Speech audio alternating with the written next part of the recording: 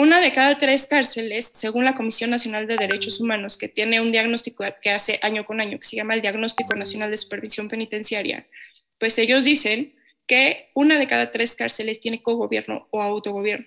¿Y esto qué quiere decir? Que existen grupos delictivos e incluso el crimen organizado que tiene control absoluto de esos centros penitenciarios.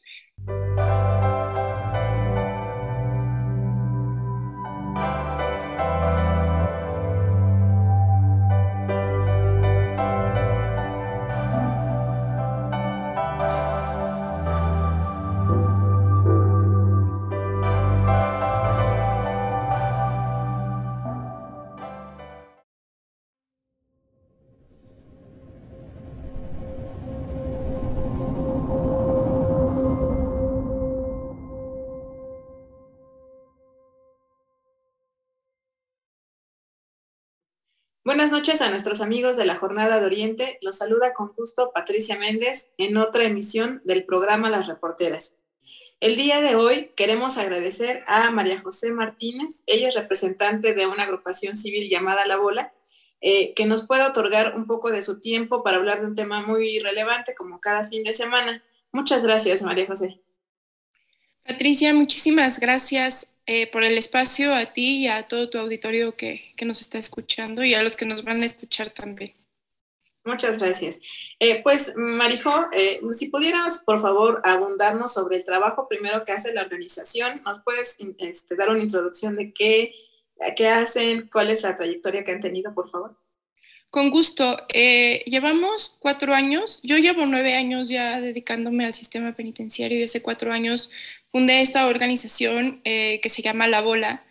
Y La Bola trata de incidir en programas de reinserción social, principalmente con hombres privados de su libertad, en centros penitenciarios. Hemos estado también trabajando con mujeres en el Federal de Morelos, con mujeres pues que tenían, por ejemplo, problemas pues de salud mental y les llevamos, nos enfocamos mucho en el tema de salud mental y de construcción de masculinidades en casos de que sean hombres que se dedicaron en algún tiempo como pues a violar, agresores sexuales también. Entonces, para que ellos pues prevenir, ¿no? Que si salen, pues prevenir que existan otras víctimas. Trabajamos el tema emocional, de que ellos aprendan a manejar sus emociones, a entenderlas, a aceptarlas y que si están enojados o tristes, pues no le peguen al de enfrente, ¿no? O sea, como... Y también trabajamos la parte de proyectos productivos en el sentido de que pues hay escasez laboral en los centros penitenciarios del país y normalmente son muy mal pagados. Se da mucho que hay explotación laboral y se vuelve como hasta un tema pues como de esclavitud moderna, ¿no? O sea, les pagan muy poquito y que luego ellos dicen, pues es que tenemos que sobrevivir, tenemos que pagar también pues cosas aquí por el tema de la corrupción, que si no pagan pues los torturan o les va mal a las familias, ya no los pueden visitar. Entonces, de alguna forma como que el sistema los orilla a nuevamente pues delinquir o a nuevamente agredir a otras personas y hacerle daño a otras personas de manera directa o indirecta. Entonces, como entendiendo pues todas las problemáticas que hay en el sistema penitenciario, es donde queremos pues atender las causas de raíz con prevención pues terciaria, que es eso, ¿no? Ya que está el problema, ¿qué podemos hacer para que no se repita? Y también pues prevenir que ellos sean también actores clave de cambio en sus entornos, tanto adentro como con sus familias y sus familias pues ya en su comunidad, en su barrio, en su colonia. Entonces, pues eso hacemos, salud mental, proyectos productivos y además tengo un proyecto que se llama Poliana y en ese proyecto lo que intentamos es visibilizar lo que sucede en el sistema penitenciario y en el sistema de justicia penal, porque pues lo que no se ve no se puede cambiar y pues hay que cambiar, nos necesitamos unir también. Como sociedad civil, como sociedad en general, nos necesitamos unir más y trabajar en conjunto con el gobierno y con los privados. Ok. Marijo, una vez que pues conocemos ya esta actividad, ustedes están muy adentrados, como decías, en el sistema penitenciario y bueno, no se puede dejar obviamente de lado este caso del niño Tadeo, del bebé Tadeo, de todos conocidos, que bueno, es un caso muy estremecedor, si podemos utilizar esa palabra, ese calificativo aquí en el estado. Ustedes, como organización dedicada precisamente al sistema penitenciario, ¿cómo valoran, cómo evalúan esta situación? Pues el sistema penitenciario ahorita está completamente rebasado. Hace unos años, bueno, en general han aumentado mucho el tema de la prisión preventiva oficiosa. Cada vez son más los delitos que, pues, aunque no seas culpable, por ser presuntamente culpable, pues te vas a la cárcel en lo que te investigan y en lo que se lleva a cabo como todo tu proceso para saber si realmente eres responsable o eres inocente. Actualmente ya estamos pues llegando un poco a los límites de la capacidad total del sistema penitenciario. Íbamos a la baja, pero aumentaron esto en el artículo 19 constitucional, aumentaron más delitos al catálogo de delitos que ameritan prisión preventiva oficiosa, y eso pues nos ha rebasado, ¿no? Porque pues no hay otra opción, no hay otro tipo de medidas cautelares para estas personas que, no sé, que están acusados de robo, casa habitación, de, bueno, huachicoleo, robo de armas, delitos contra la salud, son un montón de delitos que están en el 19 constitucional, pero lo grave de esto es que no sirve del todo bien nuestro sistema de justicia penal, ¿no? O sea, cualquiera de nosotros puede salir de su casa, y si alguien, una persona dice, no, es que tú entraste a robar a mi casa, ya no se preguntan, ni modo. O sea, con que te acuse, y aunque no hayas sido tú y tú hayas estado en tu casa, pues te meten a la cárcel en lo que ven si eres culpable o no. Entonces, esto nos ha llevado pues a rebasar el sistema penitenciario, y también hay que entender que el 40% de las personas privadas de su libertad todavía no están sentenciadas. ¿Y esto qué quiere decir? Pues que son inocentes ante la ley, ¿no? Hasta que no se te demuestre nada, pues eres inocente. Y es el 40% de la población penitenciaria del país. Estamos hablando de aproximadamente 90,000 personas que no se les ha comprobado un delito. Y esta cifra va en aumento. Entonces, pues, ¿cómo estamos pensando la justicia en nuestro país? De repente pensamos, pues sí, cometió un delito, que pague en la cárcel. Pero ¿qué pasa en la cárcel? Una de cada 3 cárceles, según la Comisión Nacional de Derechos Humanos, que tiene un diagnóstico que hace año con año, que se llama el Diagnóstico Nacional de Supervisión Penitenciaria, pues ellos dicen que una de cada 3 cárceles tiene cogobierno o autogobierno. ¿Y esto qué quiere decir? Que existen grupos delictivos e incluso el crimen organizado que tiene control absoluto de esos centros penitenciarios. Entonces, sirven para la distribución de droga. Hay unos que tienen incluso fosas clandestinas, que hay redes de trata, de prostitución, venta de drogas, claro, extorsiones, secuestros. Y entonces piensa uno, pues, ¿qué se haga justicia ahí? O sea, ¿en qué lógica estamos como sociedad de pensar que ahí se está haciendo justicia cuando ahí se están creando nuevas víctimas?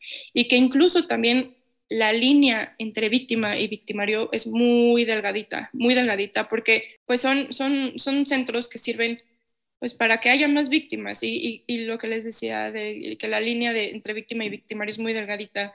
La mayoría de estas personas vienen de lugares marginados, incluso dentro de las grandes ciudades y demás. Son barrios, son colonias a los que no sigue sin llegar los servicios públicos a garantizarles pues el bienestar, ¿no? Que todos nos merecemos, que todos tenemos derecho a acceder a, a una mínima base digna para vivir. Muchos de ellos pues viven en entornos sí violentos y demás, y aparte ahora se está dando mucho que llegan pues estos grupos del crimen organizado a reclutar niñas, niños, jóvenes. ¿Y dónde estamos? ¿Dónde estamos para atender a esos niños y a esas niñas y a esos jóvenes que al rato van a ser pues los que ya están en la cárcel y ya pasaron víctimas y ya pasaron más homicidios? Entonces creo que o sea, no se puede, le tiramos mucho ahora, bueno, el gobierno actual creo que tiene como esta parte de sí, la construcción de paz, y tienen unas mesas de paz que están en entidades y en regiones como de puntos rojos, ¿no? Pero no podemos hablar de paz si no estamos volteando a ver toda esta parte, toda la parte del sistema penitenciario. El círculo del delito no termina ahí. Y es tan así que fue lo que sucedió con Tadeo, ¿no? O sea, si las cárceles fueran justas, si las cárceles garantizaran, sí, la justicia a las víctimas y sí la reinserción social a las personas que ya cometieron un delito, no hubiera pasado nada de lo de Tadeo. O sea, si funcionan las cosas tal cual está en la Constitución y en la Ley Nacional de Ejecución Penal, pues no ocurriría. No habrían víctimas, niños, niñas, ellos y ellas y los adolescentes, ¿qué culpa tienen, no? De estar en un mundo, pues, así de hostil, ¿no? O sea, a mí la verdad es que el caso de Tadeo, pues sigue siendo un caso emocionalmente que me pegó mucho. Nunca había como estado como, y eso que no estuve como tan de cerca, vaya, yo no estaba en el centro penitenciario, yo no estaba, no estaba ahí con el cuerpo, pues, pero llevarlo del día uno que pasó, de todo el seguimiento de todas estas organizaciones que nos organizamos en colectivo para pues luchar y exigir que se hiciera justicia, de verdad fue un caso desgarrador. O sea, que de repente llega una noticia, encuentran el cuerpo de un bebé en un basurero, en una cárcel, en el interior de una cárcel, y no lo encuentran ni siquiera las autoridades, lo encuentra un privado de la libertad que estaba husmeando en la basura, no sé si para comer algo, si para pues buscar que podía reciclar, para pues trabajan de repente la basura para ganarse la vida ahí adentro. Entonces, pues dicen eso y que además tienen una apertura quirúrgica en el abdomen, pues no.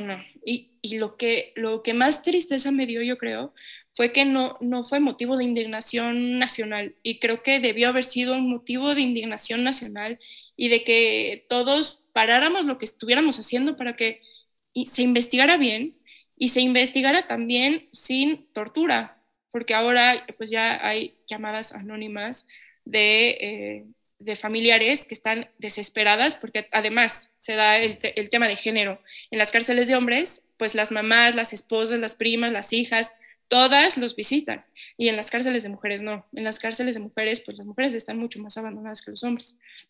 Y entonces, pues las mujeres, las esposas, las hijas, desesperadas de que adentro está pasando algo mal, les están pegando hasta que las autoridades obtengan información.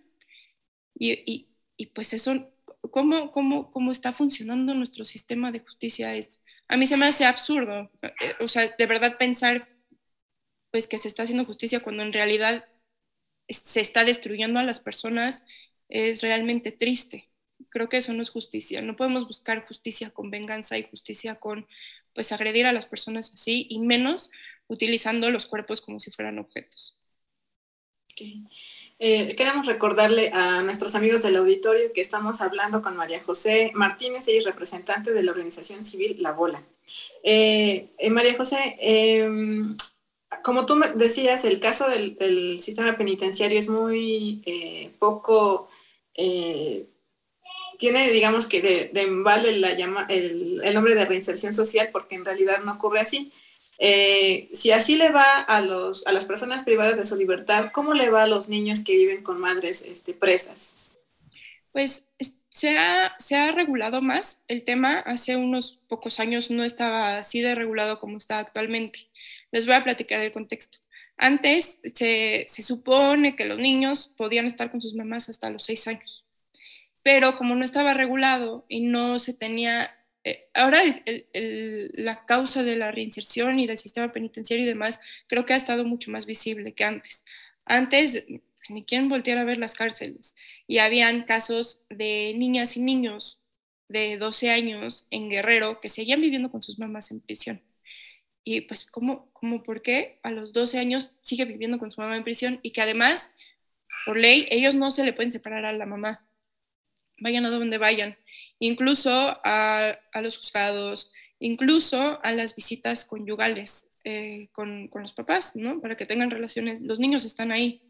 Y cómo había niños de 12 años, de 10 años, viendo eso y estando, porque pues en la infancia pues es mucho más importante en los primeros 3 años que el niño se desarrolle con su mamá, que esté cerca de su mamá, porque bueno, ahí ya se dan unas cosas en el cerebro de pues la cercanía, del apego, le decimos en psicología, y que se sientan pues apapachados por la mamá, ¿no? O sea, es muy importante la figura materna en los primeros 3 años de vida. Pero después, pues ya empiezas a generar redes neuronales, es decir, pues creencias, pensamientos, memorias del entorno en el que estás. Y pues estos niños, pues las cárceles no es como de que sea un entorno muy pacífico, ¿no? Que pues tendría que ir para allá, pero pues la realidad es que no lo es así. Pues había niños viviendo en esas condiciones.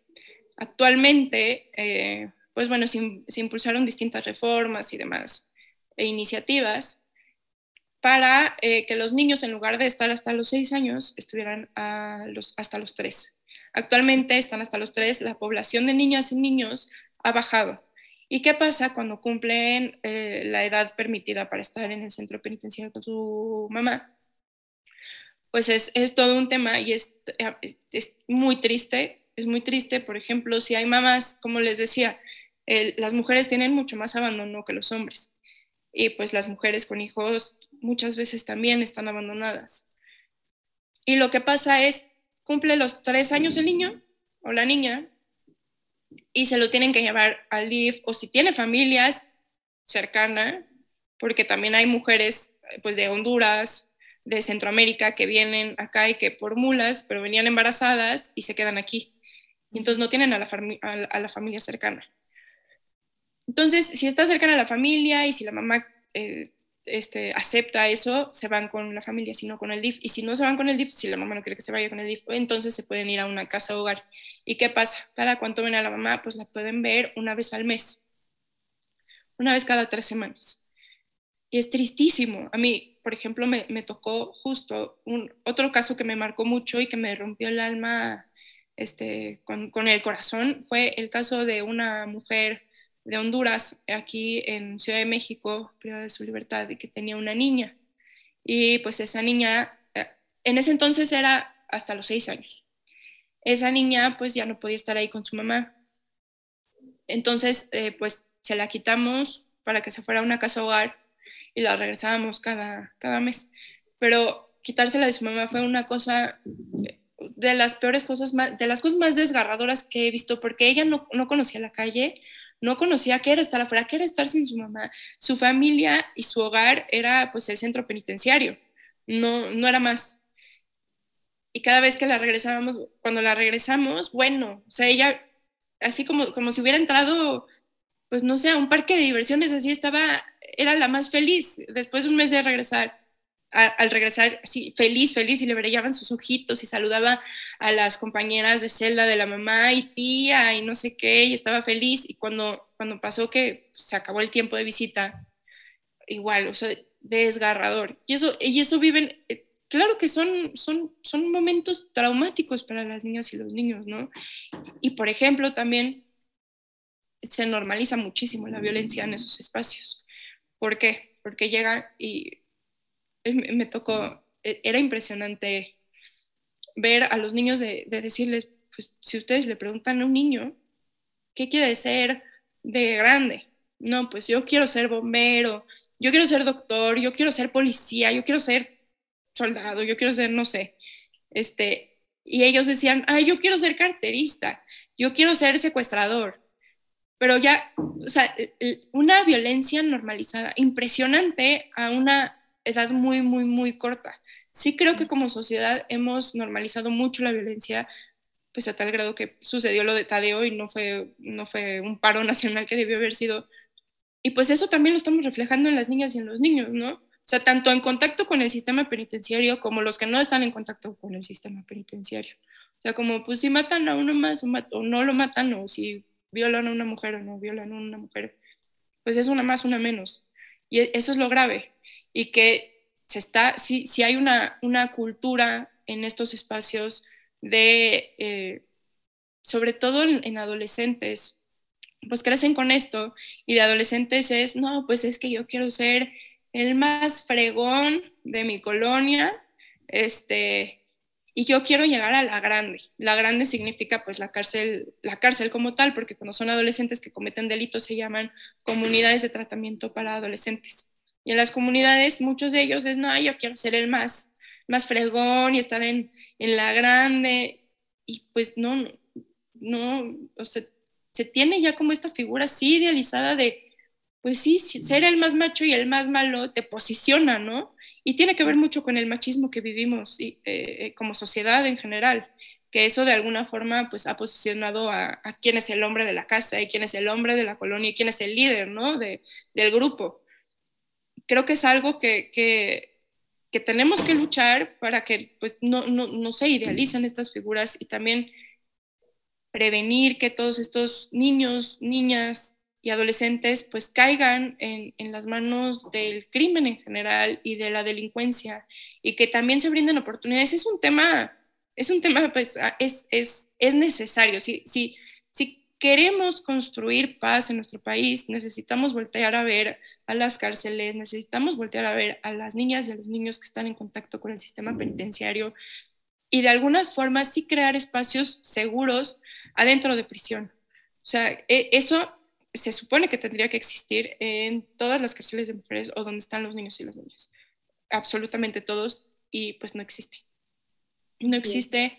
Hay un protocolo de visita para niñas, niños y adolescentes a un centro penitenciario y pues así el punto número 1 de ese protocolo es que el titular del centro penitenciario tiene que asegurarse de que exista un espacio seguro para las niñas y los niños que visitan a sus familiares en prisión, para que no estén en contacto con toda la población, ¿no? Que sí puede haber afectaciones a sus derechos.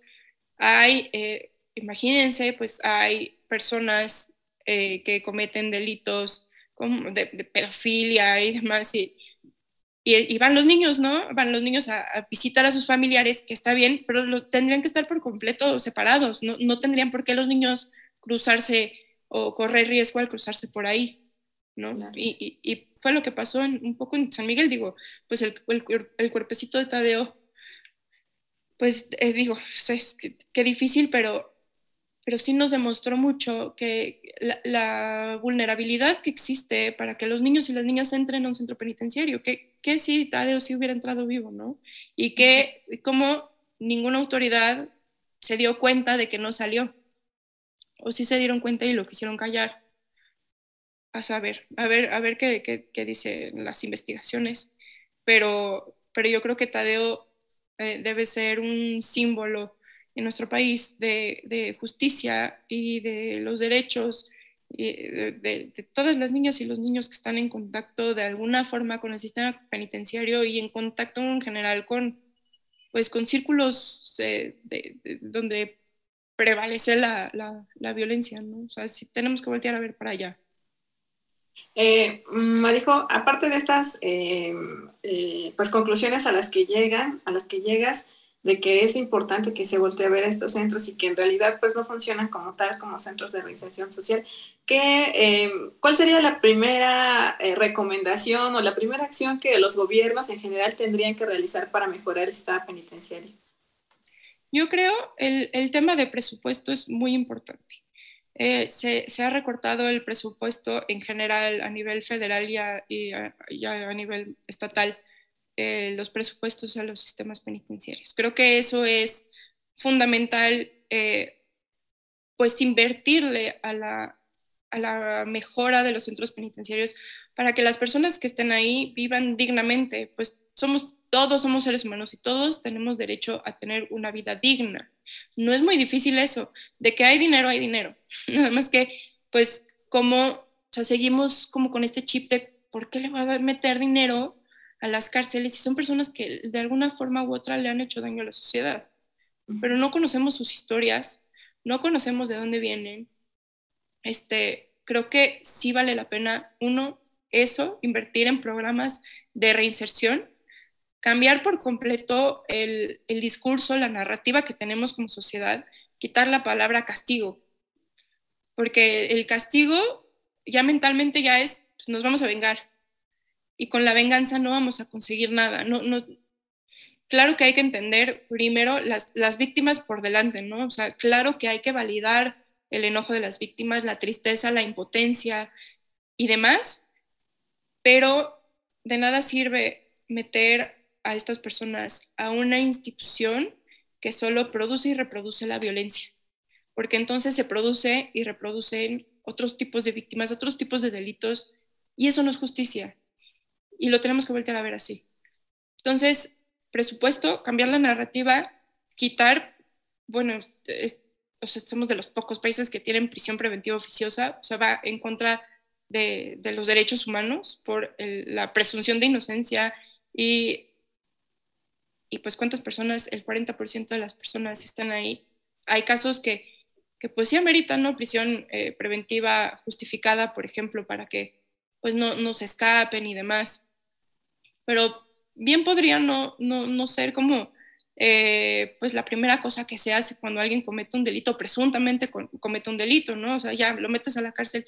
Y pues no, porque entonces están también conviviendo con sentenciados de otros tipos de delitos, porque aparte ni siquiera están como clasificados, todos conviven con todos, y pues entonces está el chavito que presuntamente robó algo y que lo meten a prisión preventiva con el secuestrador de quién sabe cuántos años, o está con el líder de X grupo delictivo, y entonces pues se revuelve todo, y luego estos pues como son pues los líderes también ahí adentro, lo que hacen es que reclutan a estos chavos, a estos jóvenes, que pocos tienen oportunidades y posibilidades de salir adelante en los centros de reinserción social. Y entonces que les dicen, bueno, ¿quieres sobrevivir aquí? Pues entonces tienes que trabajar para mí y tienes que vender droga y tienes que extorsionar y además me tienes que dar tanto porcentaje y si no lo haces, vas a ver cómo te va. Entonces, pues ¿cómo no? Entonces, prisión preventiva oficiosa yo la quitaría, y para las niñas y los niños, pues también que los congresos locales hicieran un exhorto a los gobiernos estatales para que de verdad, a los secretarios y demás, para que de verdad sí se garanticen los espacios seguros y los protocolos de visita para niñas, niños y adolescentes, y que se voltee a ver por completo cuántos niños hay en sus centros penitenciarios, que estén apartados en los centros mixtos, por ejemplo, que no estén conviviendo o sea, que estén con sus mamás aparte, en otro lado. Creo que eso, que sobre todo, que las y los legisladores, tanto a nivel federal como estatal, volteen a ver las cárceles y volteen a ver que pues aumentando el catálogo de delitos que meritan prisión preventiva oficiosa, no se va a mejorar nada, no es como una solución viable para que si alguien, no sé, abandona aquí en Ciudad de México, que están impulsando, que si alguien abandona a su perrito, pues de hasta 10 años de cárcel, pues no, o sea, de verdad, nadie, o sea, de verdad, con las personas que he estado en prisión, ninguno ha dicho, no, híjole, pues es que me la dudé por el Código Penal, la verdad, no lo conocen, el Código Penal, y nada más estamos sobrepoblando las cárceles y estamos haciendo que sean pues mucho más violentas y mucho más agresivas y que se cometan todavía más injusticias, porque que tengan esas paredes, esas grandes paredes, no significa que estén apartadas de la sociedad en general. Seguimos siendo parte de una misma sociedad, seguimos siendo todos corresponsables de los problemas, pero también de las soluciones que hay que plantear, y también somos corresponsables de nuestro entorno inmediato, qué podemos hacer. Chance, y alguien dice, no, es que ese tema, pues a mí me pega mucho, yo no me quiero meter, y es muy válido no quererse meter como a estos temas, pero ¿qué sí puedes hacer en tu entorno? ¿Qué sí está en ti? Participar más, exigir más, acercarte en general, ¿no? Entonces, pues creo que todo es como una cadenita que aunque no se vea, pues sí se desencadena en injusticias mucho más a nivel macro, pero parte de nosotros. Okay.